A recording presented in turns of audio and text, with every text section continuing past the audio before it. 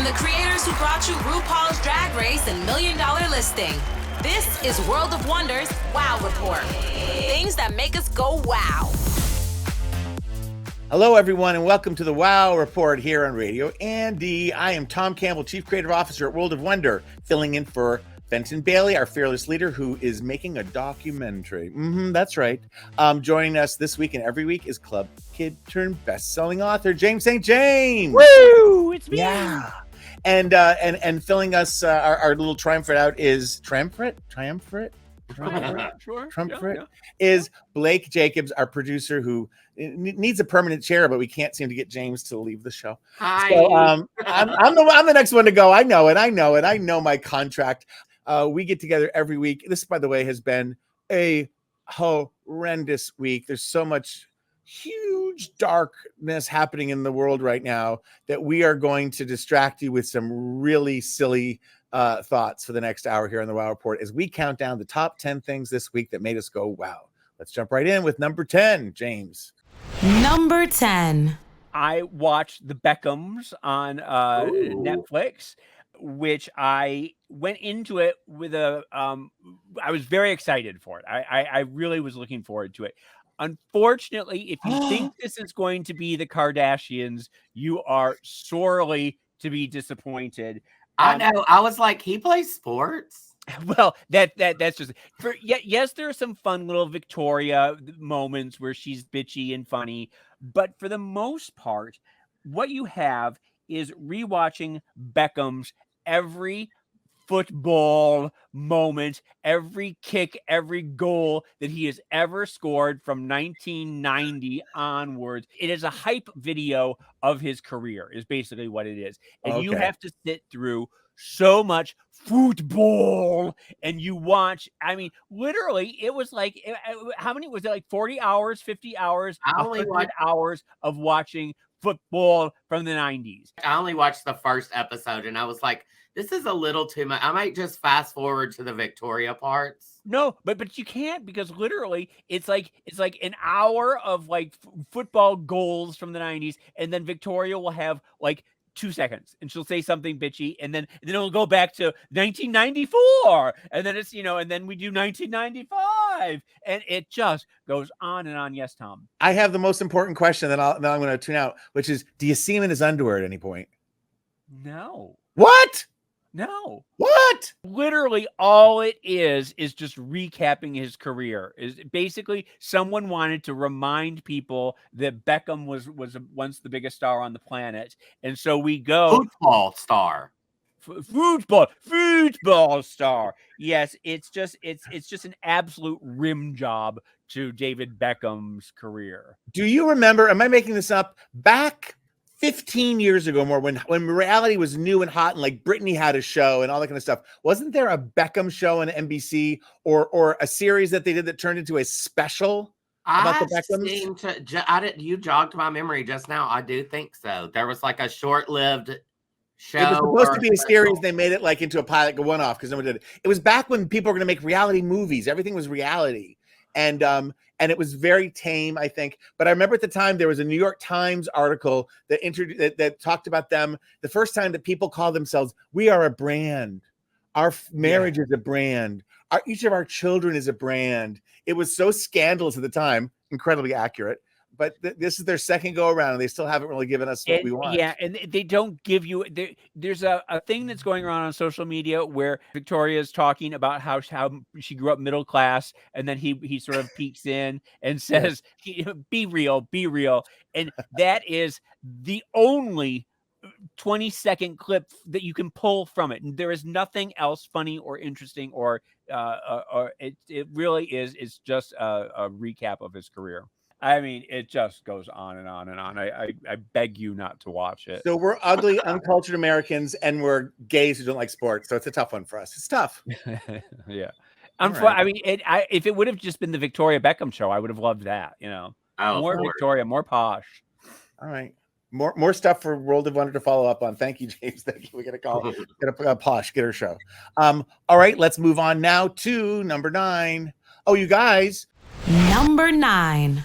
I went to the movies again, which still feels like a major event. Like I went to a movie theater, people. I bought popcorn. I had a nice seat. And I saw Dix, the musical. Oh, yeah. You heard about it? Yeah, a little bit. I didn't know it was a movie. It is a movie. It started off, Josh Sharp and Aaron Jackson, who star in it, who are co-wrote it and directed it, or whatever, are these two funny gay guys who were part of the, was it UCB, the comedy troupe?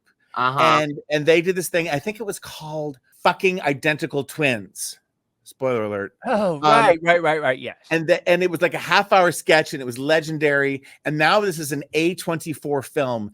It is incredibly low budget in a way that they use to their things. Larry Charles, who I think did the Borat movies and stuff like that, he's the director, and it makes me laugh out loud several times. So that's all I have to remember. But it leaves you on such a radical, sickening feeling, because it's sort of how people must have felt when they saw Divine eat the dog poo. Really? It's just like it's not as visceral as that, but they go over the line and then they just stay there. And it used to be called Fucking Identical Twins, but I don't want to spoil the movie. Well, no, but the plot is like the old Danny DeVito and Arnold Schwarzenegger thing, where they're Parent identical Trap. twins and nobody can tell them apart, even though they look nothing alike. Exactly. This show they did, I read, they played both parts, but Nathan Lane plays the father and Megan Mullally plays the mother. And Megan Mullally decides to do this list, and she's in a wheelchair, and at some point her pussy fell off. And so it's animated, it's sort of claymation, it goes into the camera. That's not the part that leaves me unsettled, but okay. Bowen Yang narrates as a god character in just booty shorts and like a silver kind of like LaToya Jackson captain hat. And kind of the breakout star is Megan Thee Stallion, who is because it doesn't matter, but the two twins didn't know each other their whole lives, and they end up living the same life, and they're bros. They're like they're heterosexuals. They come out. It's just wackadoodle.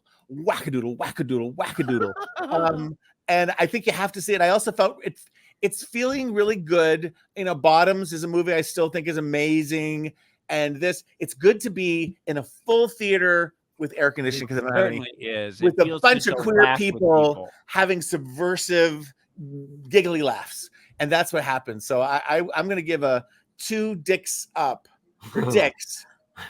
Well, I will definitely. You've turned me into. I will go see it because it's had musical in the title, and you know how I feel about those. Well, things. And you're going to have to talk to me about it. It is bizarre. As I'm thinking about it, my mind's exploding. You must go see Dicks, the musical. Okay, that's what we have playing in limited theaters now. I think we're moving on, and I think we're at number 8. Number 8. So it's Friday the 13th. So I thought we could talk about some scary movies. Now, Tom, I know you aren't a big fan, but these are both in theater or all right. I'm open. I saw the new Exorcist. Oh, well, my sister keeps wanting me to go to that, and it's gotten the worst reviews of any movie in the last 10 years. People hate this movie. Talk me into it. I know somebody who likes it. Who? You. Yeah, it wasn't horrible. Like I had heard all those reviews too, and I went into it thinking, because I didn't really even care that much for the first one. Sorry. Oh, that's heresy. That is absolute heresy. I won't have you say that. But I'm also like, I watched it after hearing like all these people were fainting and everything, expecting it to be the scariest thing in the world. And anyway, you have to put some context into it. Yeah, I know. I completely. Okay. But this one was not that bad. I mean, Ellen Burstyn was amazing in it. In fact, I came up with a new drag name, Ellen Burstyn at the seams. Okay. And there is a cameo by someone special. I'm sure you've all heard by now. Beyonce. I'm not going to spoil it. Linda Blair. It's got to be Linda Blair. Another movie out. James, have you heard of this one? It's called Totally Killer. It's on Prime. No. Kiernan Shipka I love me some Kiernan Shipka. Yeah, sure. Sabrina the Teenage Witch. She stars in this, and it has a slew of people you would recognize. Isn't that just the difference between you and I, Blake? Is that you say Kiernan Shipka, I say Mad Men, and you say Sabrina the Teenage Witch? Maybe. I don't know. That's why this crazy thing works between you two. It works. You know, we have a drag duo. We used to be called the Linda sisters, Yorba and Loma. Oh, yeah. But now we're Gen Z and Gen X. I did not know. Just a little side note. Anyway, totally killer, really good. It's kind of like Back to the Future meets Scream, because she goes back in time, and it has that whole deal like, am I going to fuck? Oh, yes.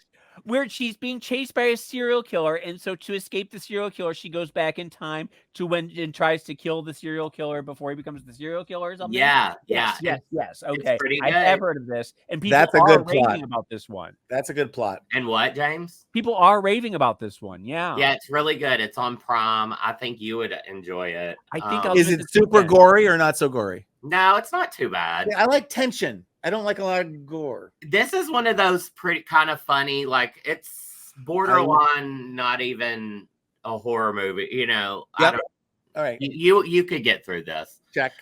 A few others that are streaming that came out this year that I would totally recommend. Talk to Me. Have you guys seen or heard about this one?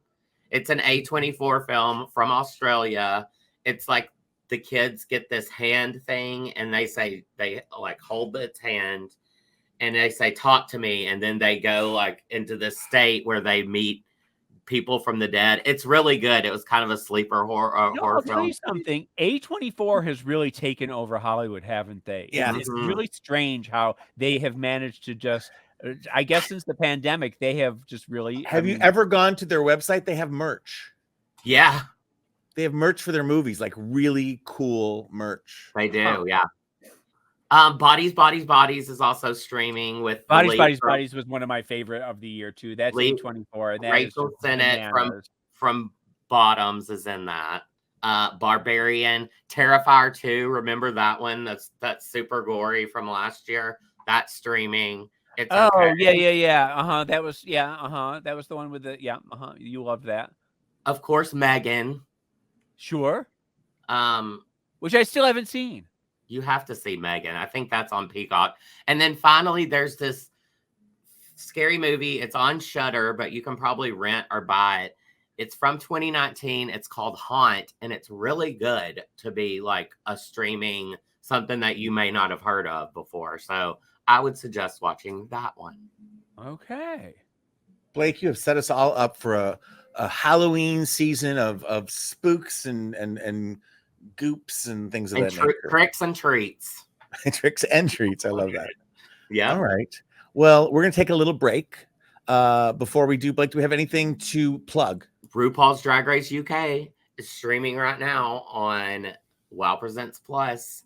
You can sign up at wowpresentsplus.com. It's an excellent season. It is really good. Excellent. A+. And I do have a trivia question too. We're ready for it. Do you guys know what the numbers in a zip code mean?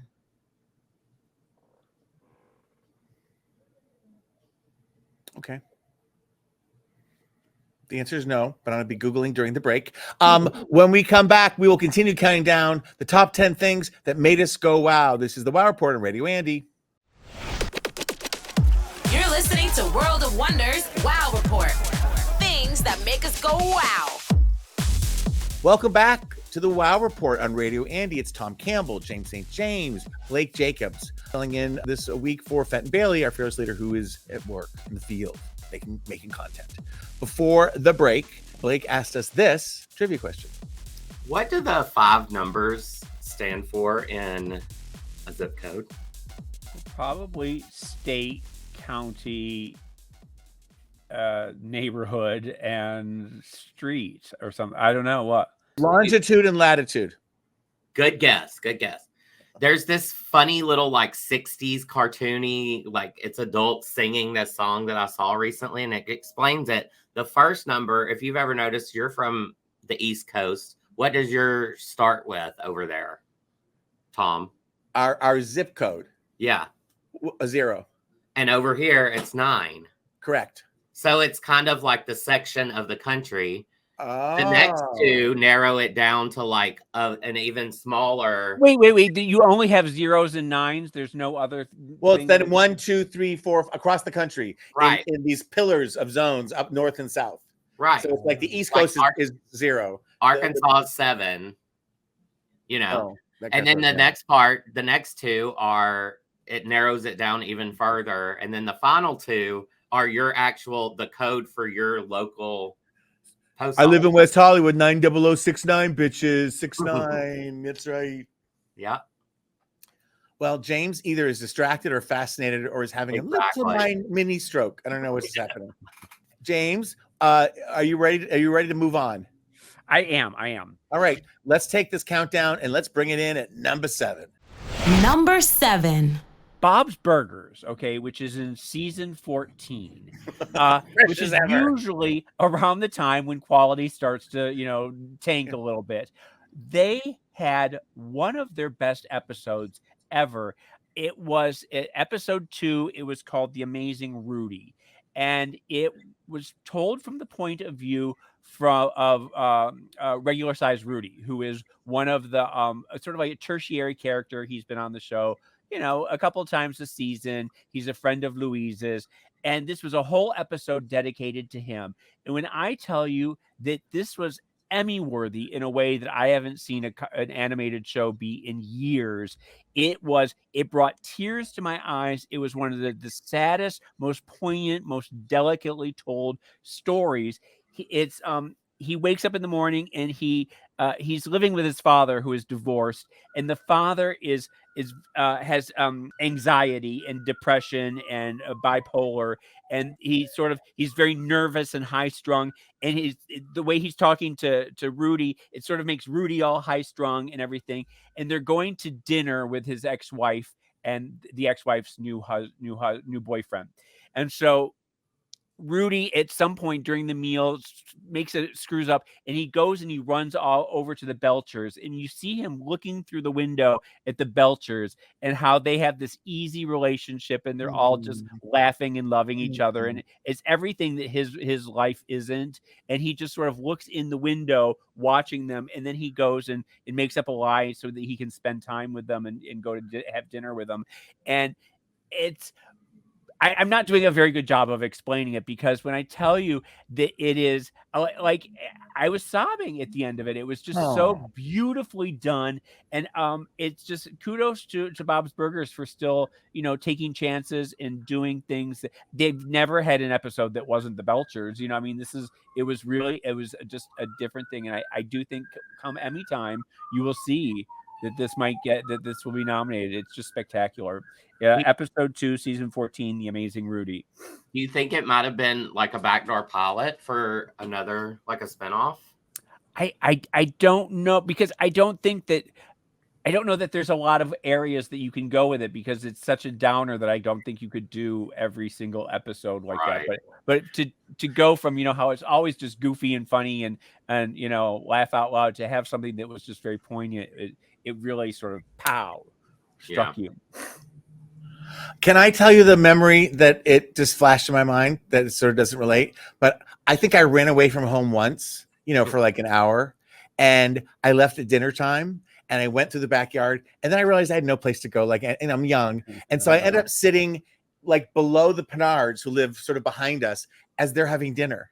So I'm listening to them have dinner, because we all ate dinner at the same time. Do you know what I mean? Like the whole, and so you never saw another family or heard other family, and the clinking and the whatever. And it made me sad. I had my blankie and I went back home. But but the idea, it's always that that you watching other family dynamics can just unobserved. Yeah. Anyway, thank you for sparking that memory. And James, watching Bob's Burger, looking for the best episodes, so you don't have to. So he save you time and just every Bob's Burger episode is fantastic. It's just the funniest show. It really is so good. I do enjoy it when I watch it. All right, let's move on to number 6. Number 6. James, I don't know about Blake. I think I told you this, but Friday night, Saturday. I was really busy. This the day I went. I was with my friend. We were out. We were at the mall. We saw that movie, the Dicks, and I got home. And I don't know. I think green iced tea keeps you awake longer than you think. I went on a TCM binge like I never have before. I saw Harvey with James Stewart. Oh, such a then good I saw Arsenic and Old Lace. I mean, from the beginning. With Arsenic and Old Lace. Talk about a movie with a punch. That's when it starts off so slapstick funny and gets so dark and so scary. It's just terrifying. Yes. So I'm still awake. So now it's Noir Alley, which I live for every week. Oh, I love Noir Alley. Yeah. And it was Deception with Betty Davis, a 1948 movie. Oh, that's a good one. Yes. Two different men. And so you think by that point, usually I'm like, okay, I'm tired. I'm going to go to bed. I've wasted myself. My back hurts. I'm lying down. It's 10 o'clock. And out comes, well, yes, your point. And so you're absolutely right. And so Fast Times at Ridgemont High comes on. Couldn't be a bigger change in tone. I have never seen from the beginning to the end Fast Times at Ridgemont High. And yet it is my youth. I think it was produced in 82. I moved to LA in 84. It's about mall life. I thought it was going to be like a stupid Porky's movie. Amy Heckerling directed it. You all probably all know this, but like Amy Heckerling wanted to do Clueless, whatever. So there was this window of time when female directors were given these kind of Porky type movies, and they would bring kind of insight and character and loveliness to it. And Phoebe Cates is in it, and there's a scene where Judd Reinhold is masturbating, trying to think of her, and she's just naked and it's like that's all you're acting. It's like that's one of the most famous scenes in movie history. You're acting like you just discovered it right now. I did sort of. I knew she was beautiful, but I was watching. Did they show her boobs? It was Wait, you know the scene where she's coming out of the pool? I know, but this is on Turner Classic Movies. Yes. And I had never seen the movie, James. When you were doing your notes for your next story, I was saying I've never seen this movie, and yet I fit right into it because I know there. And Judge Reinhold is a comment on the awful minimum wage jobs. He has to wear all these stupid costumes and gets fired all the time. But the thing that blew me, Sean Penn's in it, is in that character. But the thing that blows me away, is Jennifer Jason Leigh's character, who's a sweetheart and very new, and she's having lots of romance. And Phoebe Cates is a little more advanced in helping her. She is torn between this one sweet guy and this one guy who set them up, who's a little bit more of an adventurer. But no one's a caricature. No one's good and bad, and like they're all just figuring it out. And she ends up sleeping with not the good guy, but the guy that was at first trying to set them up, but then kind of was into her, and they had sex, and she becomes pregnant. And instead of her falling down a flight of stairs, or the abortion being like a huge point, it's like she goes to the guy that pregnant her, says, "Listen, I'm pregnant." He's like, "Oh," he goes, well, you need to take care of that. She goes, "I know. I need you to drive me there, and I need you to pay $750, half of it. We need to split this." And so he goes out and tries to get the money. He tries in earnest. He can't, and chickens out, and she ends up going to get the abortion by herself. And when she leaves, Judge Reinhold, her older brother, who kind of sensed something was going on, is there to pick her up. And it's just this, it's all about character and sweetness. And it spoke truth to me. And then I said to some friends over the weekend, I'm like, why don't they, where are the Porky kind of movies now? They're like, Euphoria. And I'm like, oh, I guess that's true. I guess things are dark and kids don't have to masturbate thinking about girls coming out of the pool. They just look at the internet. I don't know. It was like I was watching a World War II movie or something. I was so nostalgic. Hold on one second, but because the thing is, it's Amy Heckerling, which Blake is clueless. Yeah, so I know. It's that same level of sophisticated storytelling. She did that for the 80s, Clueless for the 90s, Loser for the 2000s. Yeah, she's amazing. It is funny though that of Harvey, Arsenic and Old Lace, and Fast Times is the one that you're most wanting to talk about. I love them all, but Fast Times, I was maybe because I was just dead in the brain by then, but I was so moved by it. I just thought it was going to be crass and like Porky's. And I used to remember going to those movies that were at the drive-in. Porky. Don't even get me started on Porky. I want to just tell you that I on Turner Classic Movies, I watched a movie that I had never seen before recently, which is rare because I think I've seen every movie on Turner Classic. It's called The War Against Mrs. Hadley. and it stars Faye Bainter and Spring Byington, who I don't know if you remember those two women. Do you remember Spring Byington from December Bride, the TV show? And she played a mother in every other movie she was in.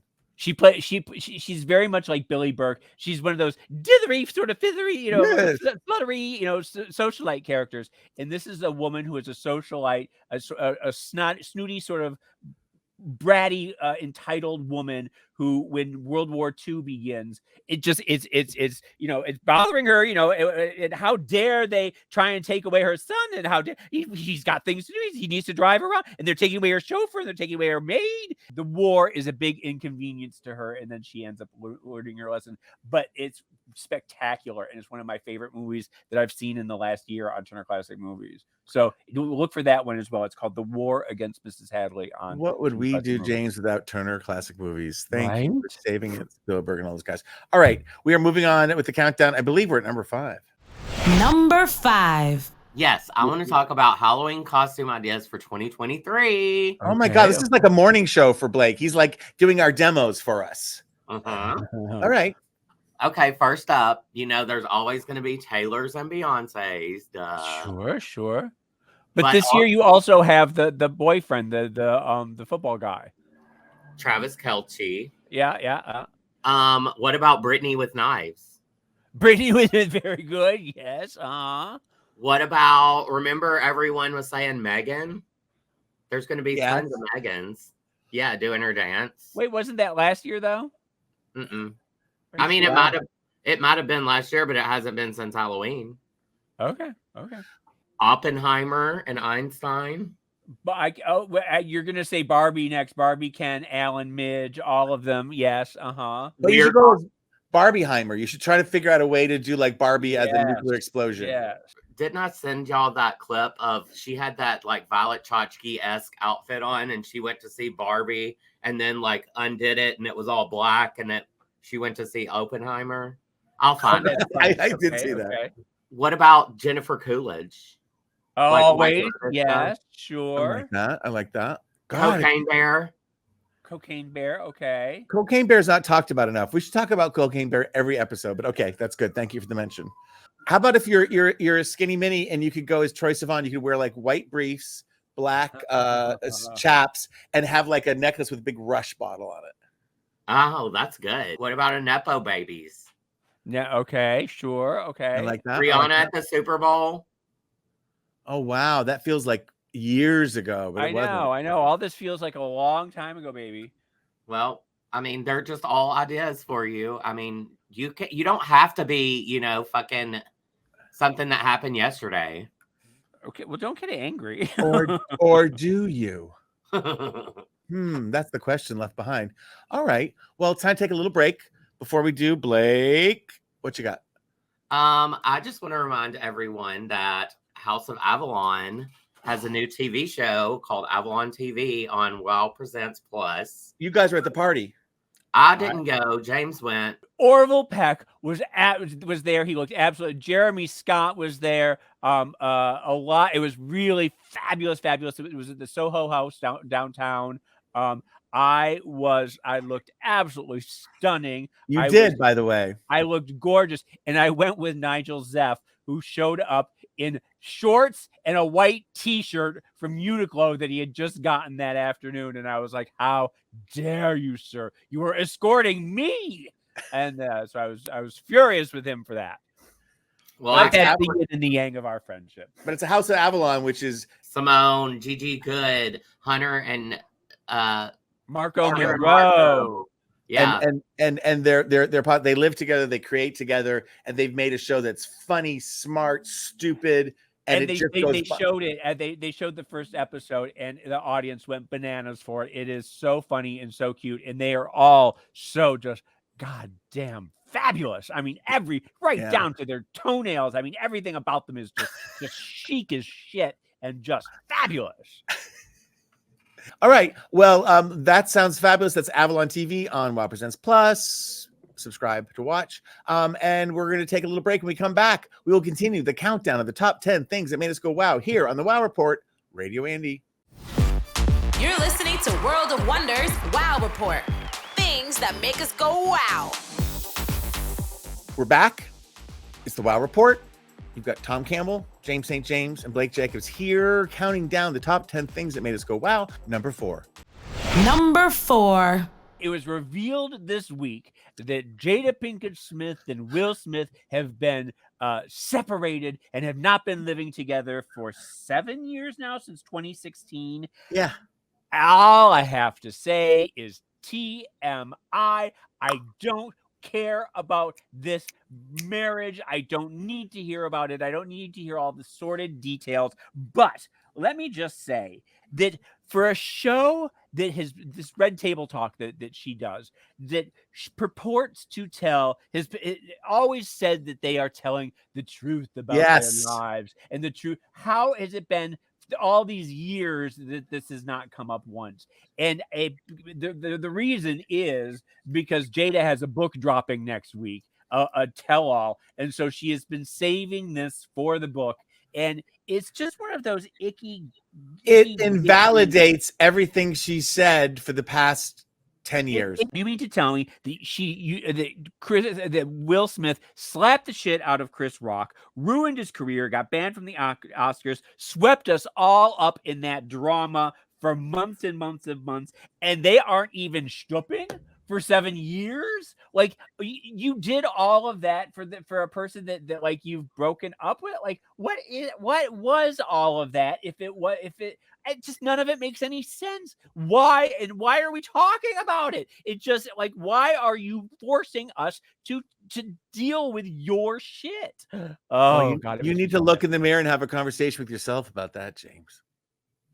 I beg your pardon. You heard me. This is. I was expecting you to agree with me. I agree with you. I hate to give it any air. I 100% agree with you. I think it invalidates everything she's ever done, and it raises the question: who has Will Smith been stooping since 2017? Well, we know that she was stooping her daughter's friend or whatever, that young guy. Yes. No, I don't learn any names like that. Yeah. There was like that whole too much information. Yeah. No, talk about, again, we're a brand. Our family's a brand. My kids are a brand. We're all a brand. And then the brand is like this fake thing, and it's weird. And it just seems odd that people want people to know that much about themselves. Or it's a weird time. It's just icky. It's just icky. All right, we'll land that. Jada Pinkett Smith, icky. Moving on to number 3. Number 3. All right, must see TV? ? I watched the first 2 episodes of Frasier, the new rebooted Frasier. And I read a lot about it ahead of time, and they say that it gets better. Why? Why do we need? I didn't want the first Frasier. No, the first Frasier was brilliant for its time, and it was good. But since then, he has sort of become a MAGA weirdo, and revealed himself to be a weird Republican and unlikable. You can tell. I laughed out loud a couple of times. I giggled a couple of times. But they have to reset the table, reintroduce characters. There's 2 young characters, his son and his nephew. Niles and Daphne had a son. It's now set in Boston. It's but there's no Niles, and there's no but there's Niles' son. Yeah, I know, but it's not as rich, and I guess it gets better.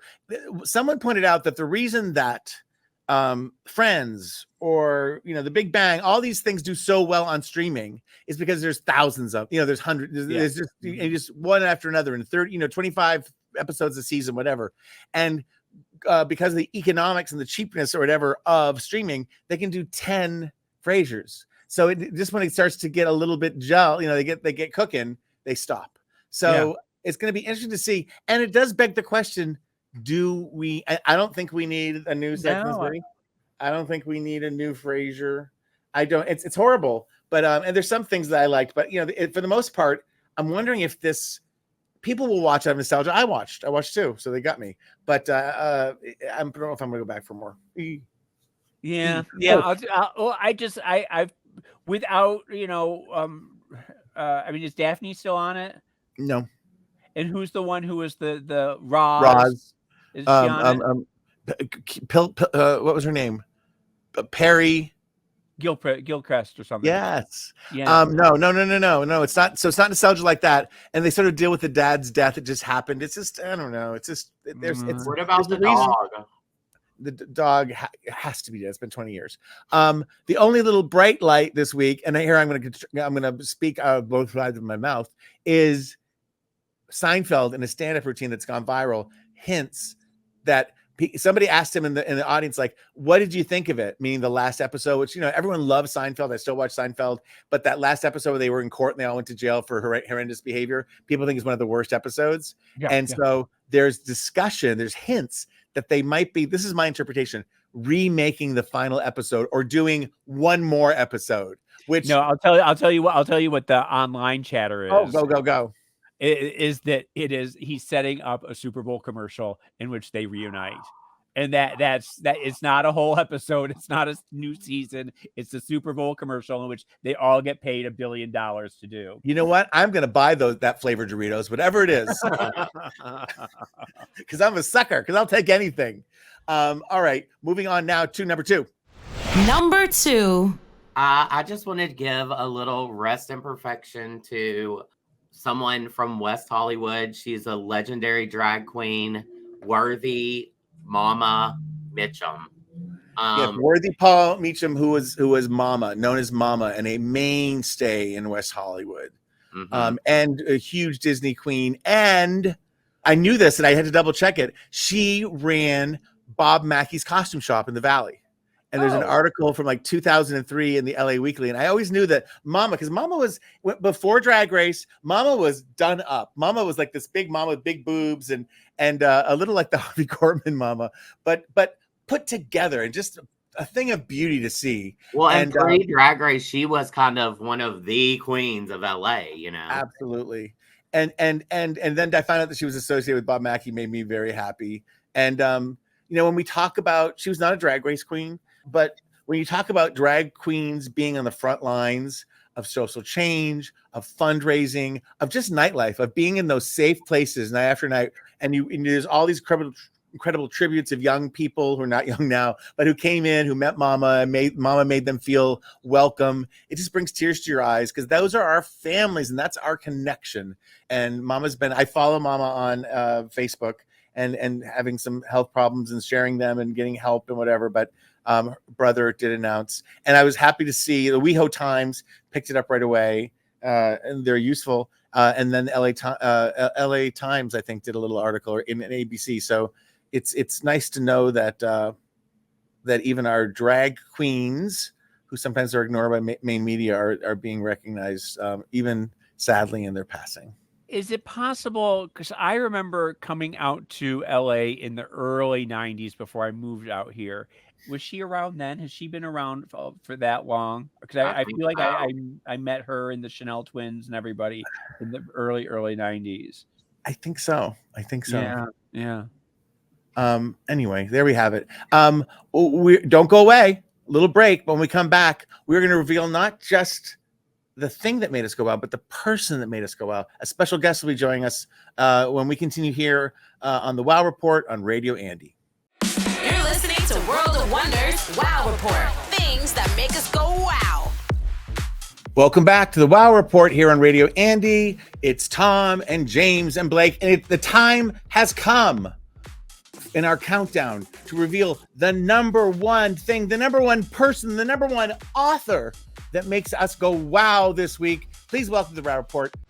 Number 1. Tim Murphy. Woo! The author of Speech Team. Speech Team has been described as a cross between The Breakfast Club and The Big Chill. I just finished it. It is absolutely fantastic. I loved every second of it. Give us the elevator pitch. Tell us what the book is about. Sure. Well, Speech Team is about 4 friends who went to high school together in the 80s. They were all queer or nerds or brainiacs, and they were on Speech Team together. And they reunite 25 years later in their early 40s to track down the teacher who was the Speech Team coach, who was their mentor, but also their kind of tormentor as well. Yes. Saboteur. this happens after one of them has committed suicide, and which is sort of the impetus to bring them all together. I've heard this is Taylor Swift's favorite book. Is that correct? Yeah, she shouts it out at every concert. Yeah, and I hear it's featured prominently in the movie.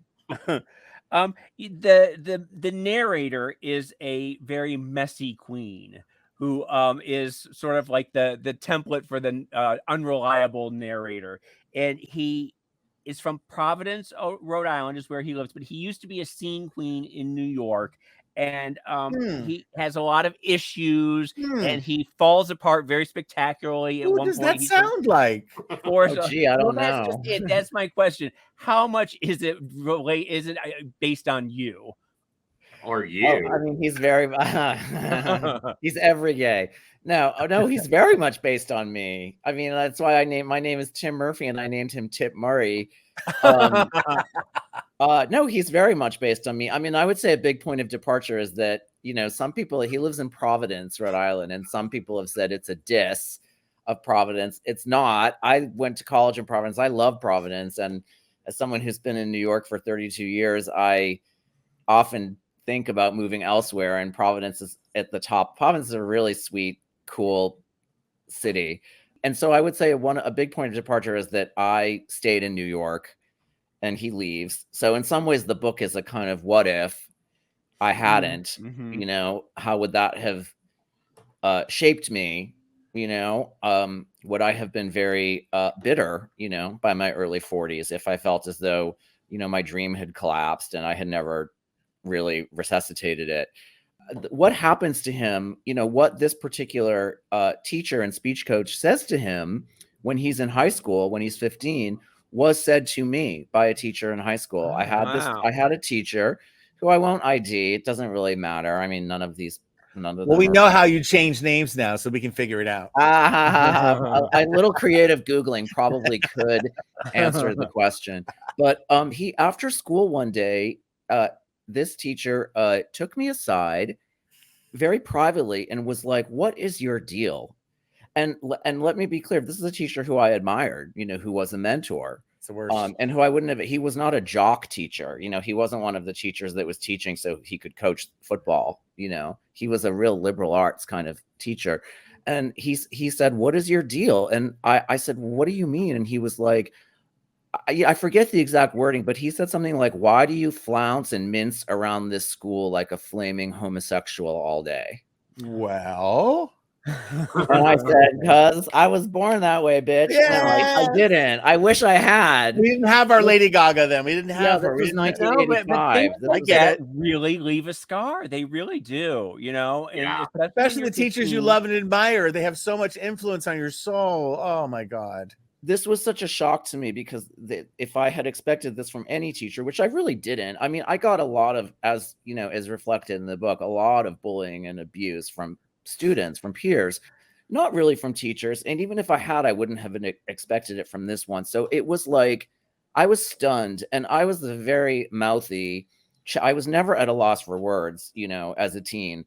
You can ask anyone who's known me, but I was stunned into silence. Like, I felt so humiliated and so exposed, and just so, like, for just someone to like throw that in my face like that at a time when I was so far from ready to come out myself.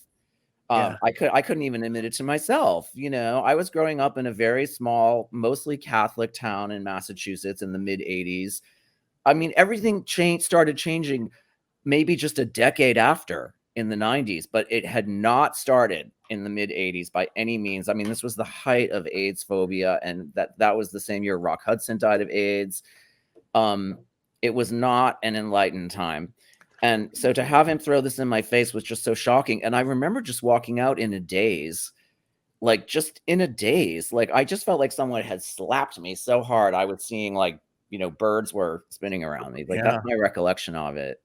Well, obviously, I mean, you still carry it with you, and you had, writing a book about it is the way to exercise that demon. But it's taken, 30 years before of it sort of bubbling under the surface about, in your psyche. Yeah, it has. I mean, it's not something that I that I thought about like every day. It's something I would think about intermittently. And I think that really what it underscored at the time, if I had any maybe ambivalence about whether like being gay was wrong, he kind of cemented it. Oh, yeah. He was Oh, like, yeah. you either are this or you act this way, and you have to stop. Yeah. What's your deal? I'm helping you. Like, I'm helping you by telling Is you it this. is it corny to ask, but does this writing this book been cathartic? People have asked me that.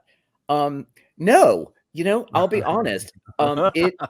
It brought up, I mean, I've finished writing the book a while ago. So I've kind of, you write a book and you live it emotionally. And then often by the time it comes out, you're past it, And when people talk about how it affected them, I'm almost a little bit like, wait, what book? Like what part? I don't even remember. Like, I finished it 2 years ago. But when I was writing it, it put me very much back in, as they talk about in the book, like their discomfort with feeling young and vulnerable again. You grow up and you put an armor around yourself and you become out and proud, or like in the case of Jennifer in the book, you go find your own tribe and you develop a position of authority as an adult in the world. And so it's not comfortable to like spend so much time in that hurt, vulnerable space of like being a kid or a teenager. So I mean, in some ways, no, it wasn't. There are the other characters in the book. We all have those friends from high school. There was the one who went on to become hyper successful and sort of left everyone behind. And there's the hippie girl, and all of them were also affected by something the teacher had said to them. Right. Does that sort of follow what happened? Is that sort of where you? No, that's invented. No. I mean, the things he says to everyone else in the book are invented. I mean, if he did pull other students aside and say weird and inappropriate things to him, I don't really know. I'm in touch with a lot of those people, and none of them have said that to me. But no, that part was invented. I mean, even though I've never written a character out of thin air, like they're usually a melange of like, I'm thinking of like three people, not just one, like Anthony, the one who becomes this really snooty, haughty, successful, like menswear designer I was thinking of three people. It's kind of like when you have a dream and one person is like a conglomerate of three people. They conflate. Exactly. Well, I have not read your book. It sounds fascinating. I have trouble reading books, and you wrote one, so congratulations. We have to kind of wrap things up. I not to paint this with a pink brush, but it's like I graduated high school in a small town in New Hampshire in 1981, so I was right ahead of you. But it's nice to know. It's comforting that some progress has been made. People are still going to hurt your feelings. People are still going to call you out, but there's other voices, hopefully, that young queer kids can hear and listen to. No one knew I was queer because they didn't know what to call me. You know what I mean? Like, they knew I was queer, but they didn't know what that was even. They listened to Aerosmith. You were the weirdo. Yes, you were the class. Yeah. Listen, it's gotten really rave reviews. Everyone is really gushing over this. Is there plans for a movie, and should World of Wonder produce it? I think World of Wonder should jump on it right now. All right, now I have to read it. Yeah, no, it's still, I mean, it's being bandied about, but no, there's nothing fixed in the works. I hope you're going to say it's being banned, because that makes it hot. I know, exactly. Would someone please ban my book? Come on, isn't it provocative enough? You're on the ban my book tour. That's how you should frame this. Yeah. Please ban my book, Governor DeSantis. We're putting it out there in the universe that this is going to be a movie, and that it's going to be banned. Yes, and be banned. Right. You're nothing if you're not banned these days. But this was a fascinating conversation. I enjoyed every second of it. Thank you so much, Tim Murphy, whose book is Speech Team. And thank you, James. Thank you, Blake. And to everyone listening or watching, same time next week, we'll be here. Until then, go out and do something that makes the world go wow. Tim, we want to hear a wow from you. Wow. Wow. Yes! that novel speech team. Wow. I have to recommend that to everyone.